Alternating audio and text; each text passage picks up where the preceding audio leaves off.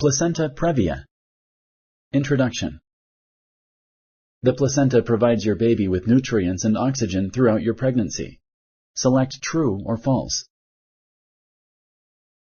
Correct. The placenta delivers food and nutrients to your baby through the umbilical cord. Sarah is in the 3rd trimester of her pregnancy. She notices a small amount of vaginal bleeding. Should Sarah contact her healthcare provider? Select yes or no. Correct. Even a small amount of vaginal bleeding can be a sign of a serious problem.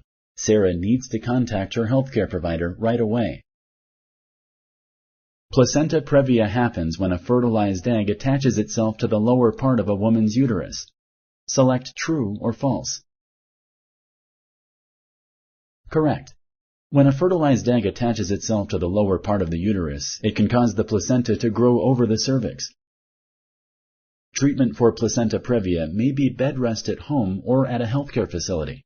Select true or false. Correct. Treatment for placenta previa depends on how much bleeding happens, how far along you are in your pregnancy, your health, and the health of your baby. Thank you for using Explain.